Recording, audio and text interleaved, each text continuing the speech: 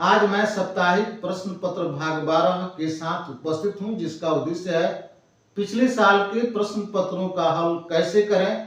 तो इसी कड़ी में आज का हमारा पहला प्रश्न है कि बिहार राज्य को कितने राज्यों द्वारा घिरे हुए हैं, जिसका पहला ऑप्शन 2, दूसरा ऑप्शन 3, तीसरा ऑप्शन 4 और चौथा ऑप्शन 5। तो बिहार राज्य को 3 राज्य जो है घिरे हुए हैं या उसके पड़ोसी राज्य हैं। तो बिहार राज्य को कौन कौन से राज्य घिरे हुए हैं, जिसमें पहला जो है उत्तर प्रदेश है, दूसरा है झारखंड है और तीसरा जो राज्य जो है वह पश्चिम बंगाल है। ये 3 राज्यों के बीच में बिहार हमारा स्थित है और एक तरफ यानी उत्तरी हिस्से में हमारा नेपाल है, लेकिन नेपाल जो है वह एक देश है, वह राज्य नहीं है। और तो राज्य के दृष्टिकोण से हमारे 3 राज्य जो है वह बिहार राज्य को घिरे हुए हैं। देखते हैं कि 2 राज्यों से घिरा हुआ प्रदेश कौन सा है। तो 2 राज्यों से घिरा हुआ प्रदेश गोवा है। 3 राज्यों से तो बिहार है। 4 राज्यों से देखते हैं तो 4 राज्यों से घिरा हुआ जो प्रदेश जो है सो उड़ीसा है। और 5 राज्यों से घिरा हुआ प्रदेश जो है जिसका नाम है मध्य प्रदेश। हमारा अगला क्वेश्चन जो है, भारत के केंद्र शासित प्रदेशों की संख्या कितनी है। भारत के केंद्र शासित प्रदेशों की संख्या कितनी है, जिसका पहला ऑप्शन 8, दूसरा ऑप्शन 9, तीसरा ऑप्शन 28 और चौथा ऑप्शन 38। तो भारत में केंद्र शासित प्रदेशों की संख्या 8 है। भारत में केंद्र शासित प्रदेशों की संख्या 8 है। और हमारा जो दूसरा ऑप्शन 9 है, तो 9 जो है बिहार में प्रमंडलों की संख्या है। बिहार में जो प्रमंडल है, प्रमंडलों की संख्या 9 है। हमारा सी ऑप्शन 28 है। तो 28 जो है भारत के राज्यों की संख्या 28 है। और चौथा 38 है, यानी 38 जो है वह बिहार राज्य के जिलों की संख्या, यानी बिहार राज्य में जिलों की संख्या 38 है। हमारा तीसरा क्वेश्चन है, विश्व स्वास्थ्य दिवस कब मनाई जाती है। विश्व स्वास्थ्य दिवस कब मनाई जाती है, जिसका पहला ऑप्शन है 22 मार्च, दूसरा ऑप्शन है 24 मार्च, तीसरा ऑप्शन है 7 अप्रैल और चौथा ऑप्शन है 14 अप्रैल। तो देखते हैं कि विश्व स्वास्थ्य दिवस कब मनाई जाती है। तो विश्व स्वास्थ्य दिवस 7 अप्रैल को मनाई जाती है। विश्व स्वास्थ्य दिवस यानी 7 अप्रैल को मनाई जाती है। तो देखते हैं कि 22 मार्च को कौन सा दिवस मनाया जाता है। तो 22 मार्च को बिहार स्थापना दिवस, 22 मार्च बिहार स्थापना दिवस। 24 मार्च विश्व टीबी दिवस, 24 मार्च विश्व टीबी दिवस। और 7 अप्रैल विश्व स्वास्थ्य दिवस। और 14 अप्रैल जो है अंबेडकर दिवस, यानी अंबेडकर जी की जन्म दिवस मनाई जाती है, जिनका पूरा नाम जो है डॉक्टर भीमराव अंबेडकर। जिनकी जन्म दिवस जो है वह 14 अप्रैल को पूरे भारत में, भारत के साथ साथ पूरे विश्व में उनकी जन्म दिवस मनाई जाती है। हमारा चौथा प्रश्न है, आगामी लोकसभा चुनाव के बाद कौन सी लोकसभा का गठन होगा। यानी जो चुनाव अभी वर्तमान समय में हो रहा है, इस चुनाव को हो जाने के बाद कौन सी लोकसभा का गठन होगा, जिसका पहला ऑप्शन है 16वीं, दूसरा ऑप्शन है 17वीं, तीसरा ऑप्शन है 18वीं और चौथा ऑप्शन है 19वीं। तो आगामी लोकसभा चुनाव के बाद 18वीं लोकसभा का गठन होगा। कौन सी लोकसभा गठन होगा, तो 18वीं। तो देखते हैं 16वीं लोकसभा का गठन कब हुआ। तो 16वीं लोकसभा का गठन 2014 में हुआ, यानी 2014 का जो चुनाव हुआ उसके बाद 16वीं लोकसभा का गठन हुआ। तो 17वीं का कब गठन हुआ, तो 17वीं का गठन जो है 2019 में हुआ। कब हुआ, 2019 चुनाव के बाद 17वीं का गठन हुआ। और 18वीं जो है, जो अभी चुनाव जो हो रहा है 2024 में, चुनाव हो जाने के बाद 18वीं लोकसभा का गठन होगा। और 19वीं का गठन कब होगा, तो 19वीं का गठन जो है 2029 में जब चुनाव होगा उस समय 19वीं लोकसभा का गठन होगा।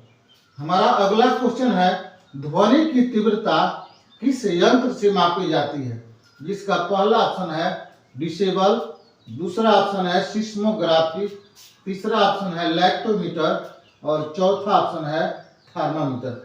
तो ध्वनि की तीव्रता डिसेबल से मापी जाती है। मापने का यंत्र जो है जिसका नाम है डिसेबल। तो देखते हैं कि हमारा सिस्मोग्राफी जो है इससे क्या मापी जाती है। तो भूकंप की तीव्रता, भूकंप की तीव्रता सिस्मोग्राफी। अगला जो है लैक्टोमीटर। लैक्टोमीटर से दूध की शुद्धता मापी जाती है। दूध कितना शुद्ध है, इसकी शुद्धता जो है लैक्टोमीटर यंत्र से मापी जाती है। और हमारा अगला क्वेश्चन है थर्मामीटर। तो थर्मामीटर से मानव के शरीर में का तापमान मापा जाता है कि मानव के शरीर में तापमान कितना है, और इसको मापने का जो यंत्र जो है जिसका नाम है थर्मामीटर। हमारा छठा क्वेश्चन है बिहार राज्य की पहली महिला सांसद नहीं थी। इसका पहला ऑप्शन है राम दुलारी सिन्हा, दूसरा ऑप्शन है तारकेश्वरी सिन्हा, चौथा ऑप्शन है नयनतारा दास और चौथा ऑप्शन है सुषमा सेन। तो देखते हैं कि राम दुलारी सिन्हा बिहार राज्य की पहली महिला सांसद नहीं थी। दूसरा ऑप्शन है तारकेश्वरी सिन्हा। तो तारकेश्वरी सिन्हा जो है 1952 में जब पहली बार जब चुनाव हुआ उसमें 3 महिलाएं जीत कर आई, जिसका पहला नाम जो है तारकेश्वरी सिन्हा, दूसरा नाम है नयनतारा दास और तीसरा नाम है सुषमा सेन। हमारा 7वां प्रश्न है मुंगेर प्रमंडल में कितने जिले हैं। जिसका पहला ऑप्शन है 4, दूसरा ऑप्शन है 5, तीसरा ऑप्शन है 3, चौथा ऑप्शन है 6। तो देखते हैं कि मुंगेर प्रमंडल में 6 जिले हैं। उन जिलों का नाम क्या है। पहला जिला मुंगेर, दूसरा जिला बेगूसराय, तीसरा जिला लखीसराय, चौथा जिला खगड़िया, पांचवा जिला जुमई और छठा जिला शेखपुरा। तो मुंगेर जो है 6 जिलों से बना हुआ है। तो देखते हैं कि 4 जिलों से कौन सा प्रमंडल बना है। तो 4 जिलों से बनने वाला प्रमंडल जो है पूर्णिया है। 4 जिलों से बनने वाला प्रमंडल पूर्णिया है। 5 जिलों से बनने वाला प्रमंडल मगध है। 6 जिलों से बनने वाला प्रमंडल जो है मुंगेर है। और 3 जिलों से बनने वाले 3 प्रमंडल हैं, जिसका पहला नाम जो है दरभंगा, दूसरा नाम कोसी और तीसरा नाम सारण। हमारा 8वां प्रश्न है चिपको आंदोलन के जनक कौन थे। तो जिसका पहला ऑप्शन है महर्षि चरक, दूसरा ऑप्शन है सुंदरलाल बहुगुणा, तीसरा ऑप्शन है संत विनोबा भावे और डी ऑप्शन महात्मा गांधी। तो देखते हैं चिपको आंदोलन के जनक कौन है। तो चिपको आंदोलन के जनक का नाम है सुंदरलाल बहुगुणा, सुंदरलाल बहुगुणा।